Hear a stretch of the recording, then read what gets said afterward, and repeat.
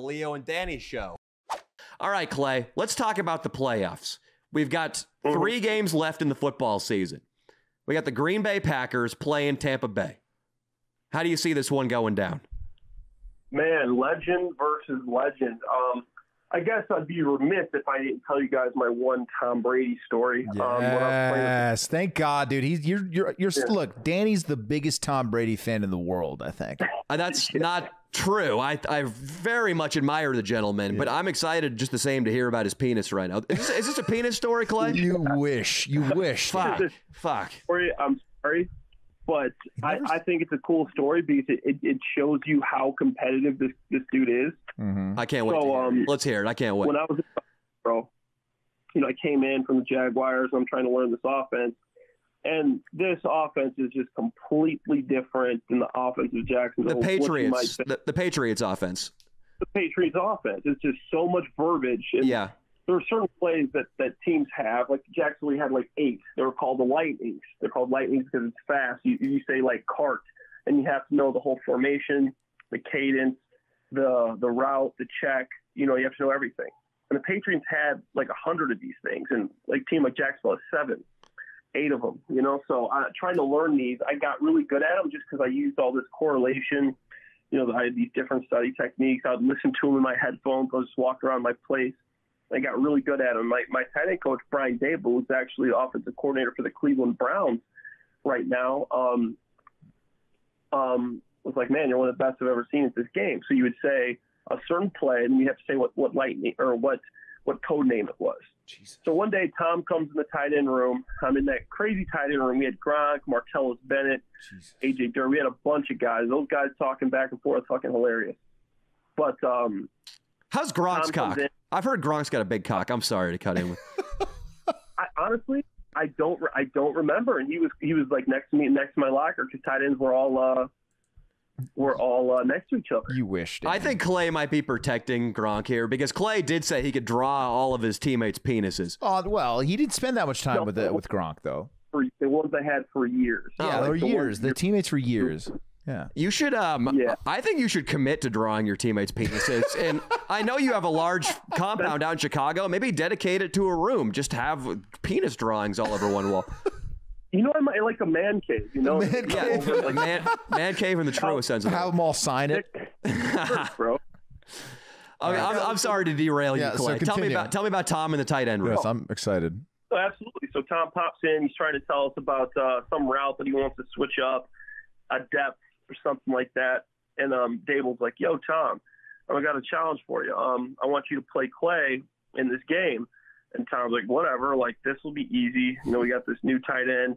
And do like 5, the first to 5. I crushed Tom in this game. They would say, like, bar cart. I'd be like, green left, Fox, X2, Y hook.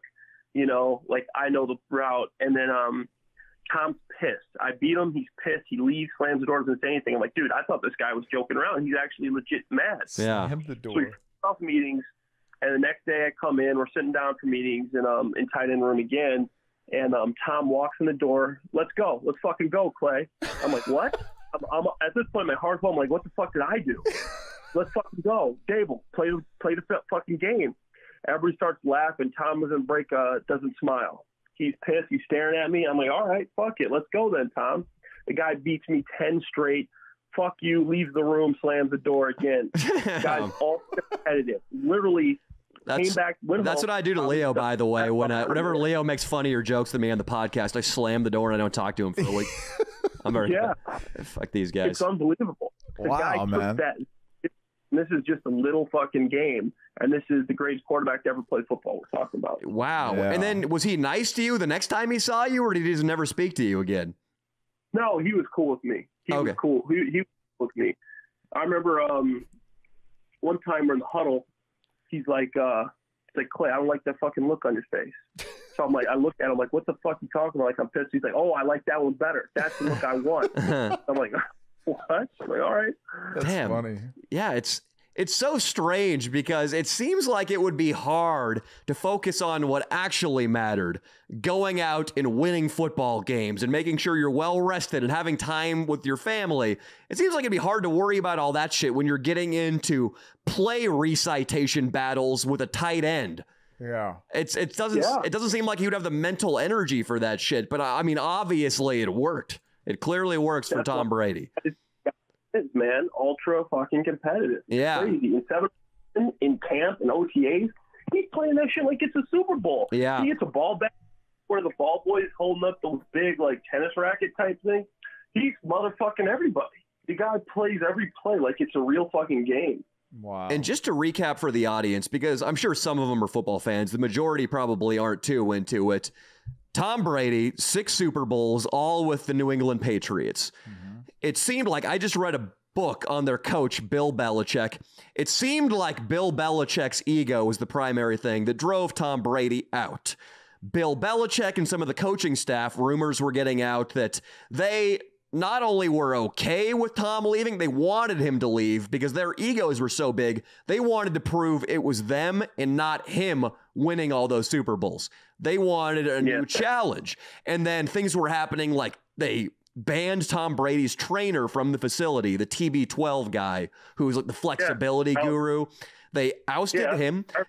They were pitting Jimmy Garoppolo, the younger quarterback, against Tom Brady. Things like this, all an effort to drive him out. So Tom Brady leaves New England finally, and the question becomes, was it Tom or was it Bill who was responsible for all those big championship wins? That's one of those psychological storylines that I mentioned at the start of the podcast that so intrigued me about football. And what has happened? Well, it started rocky for Tampa Bay, and things went pretty smoothly, at least early on, for New England. Bill Belichick and his team are now out of the playoffs. They had a losing record, and Tom just destroyed the New Orleans Saints. They tore through Washington earlier on, and now he's 2 games away from getting another ring with a team he just started playing for. So it looks like Tom, a lot of people are saying, won the divorce between him and Bill Belichick, and I think that's awesome, and I can't wait to see this game against Green Bay. Was that going to be an unbelievable game, man? But here's my take on that. The Patriots had a bunch of guys opt out of the season. It's Dante Hightower, all-pro middle linebacker. COVID reasons, opted out of the season. Starting safety, Patrick Chung, opted out of the season. I know their starting fullback, Danny Vitale, opted out of the season. New England had a perfect storm of things that happened with all these guys that opted out of the season and some injuries.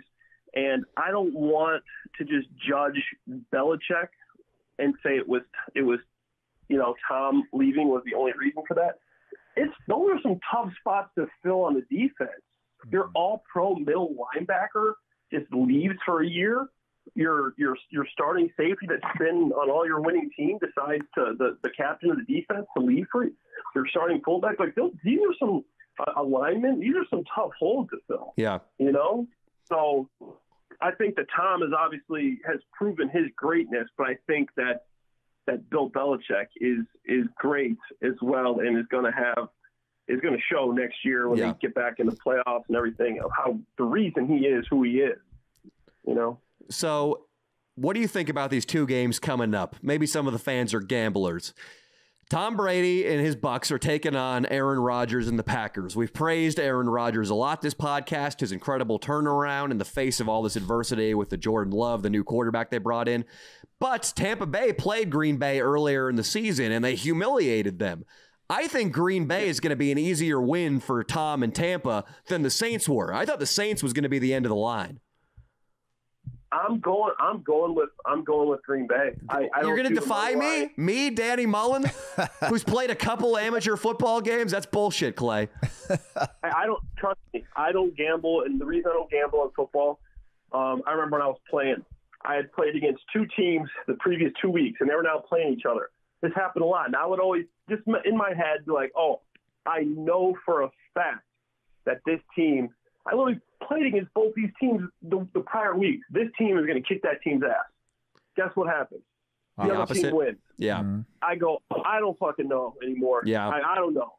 I have no idea what's going to happen. Yeah. I've been on the field playing with each of these guys up close, and I couldn't tell you which team's going to win. Yeah. When I thought personally.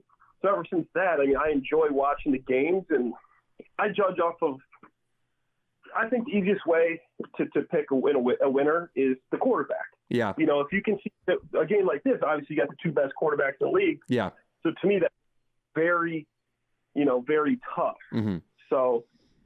Yeah, but it's so hard with a football team. There's so many moving parts. There are there are 24 fucking guys on the field at a time, unless I'm retarded and doing my math wrong. But 20. There we go. That shows my knowledge of football. But it's like, for me, I can come on a podcast and feel on fire, or I can come in totally flat and sluggish and have a terrible show.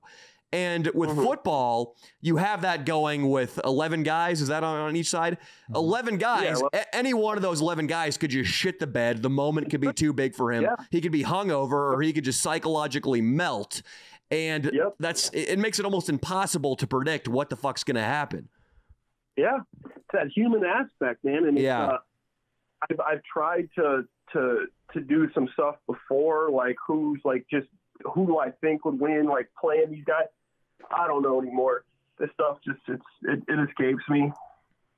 So I'm not very good when it comes to the games. My dad loves picking a couple parlays, watching the games, having a beer, makes him feel like he's got something on it. So he asked me for pointers, and I'll try to tell him what I feel like I know. And I'll be honest, man, I'm definitely not batting 1,000 or anywhere close to that. Yeah.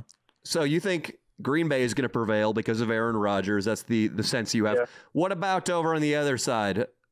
Buffalo versus Kansas City. Kansas City, I think if Mahomes is back, Kansas City. And Chad Henne came in the game. Chad Henne was my long-time, 3-year quarterback for 3 years in Jacksonville. 1 year was Bortles, but love Chad Henne. I think he's a very capable quarterback and a damn good guy, a damn good player. I know he didn't do very well in Jacksonville. It wasn't because of him. He played as well as he probably could have. But if Mahomes is healthy, I think Mahomes is going to be the greatest player to ever play football. The guy's got unbelievable talent. The way he can move, the way he can throw. And Andy Reid, the coach that drafted me, played with him for 4 years. Love the guy. I think he's an unbelievable coach, unbelievable offensive coach. And I don't think there's any way that Buffalo pulls that off if they're at full strength. Yeah. I don't know. There's one knock on Patrick Mahomes that I've heard. It mostly comes from my co-host Leo. It's on his brother. Oh God. Jackson, look, I mean, I talk shit. I try to get Jackson on the podcast here just to talk shit to him, but we couldn't do it. That was mean. Then I found out he came out of the closet. So Patrick Mahomes' brother. Yeah, he's gay, but it's fine. I didn't know. I thought that he was just I thought that he was just like that. Clay, you may have asked yourself, what has my buddy Leo been doing since The Bachelor? He's been bullying the gay brother of an NFL superstar. That is not true. He's been doing that. That is not true. I've been trying to get him on the pod. Yeah. That's nice, man. Yeah, it is nice. Things are going well. It's fun. It's good. Have you sexually harassed him by sending him any penis pictures? No, I have not. But that would get him on the pod. Maybe I should actually probably offer. It's a decent strategy. Yeah, man. Clay, I miss you, brother. Dude, it's been so long, man. We definitely have to go to Chicago and hang out, bro. That would be the best. You guys come out here. We'll do a funny video, man, and I'll show you guys the city. If there's one place I know on this planet, I mean, it's Chicago. I've been here for over 10 years. I grew up in Illinois, but an hour away from the city. So, I know this area, man, and I can show you guys all the spots, show you guys the best food. Let's do it, man. Can't wait, dude. Summertime, dude. We're coming summertime. We'll do it.